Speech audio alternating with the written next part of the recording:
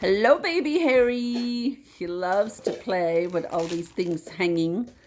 And there's a little bird. We can play music. But he loves to just grab, especially this one, the rattle, because it makes some noise. And then he loves to kick, kick, kick, kick. So that's his little exercise for the day.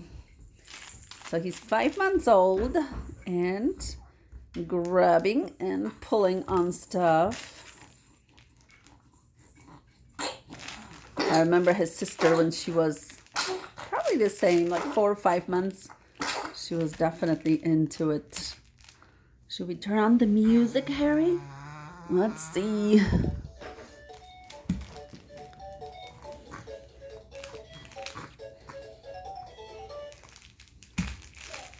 Music, music.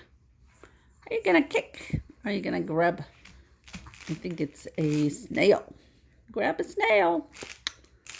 Or a cow.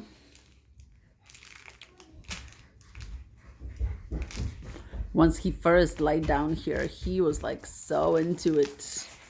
He's like, what is happening here? What is kind of spinning above my head? And these are, what are these? These are like little bees. At first those I are butterflies. Oh, butterflies? Okay.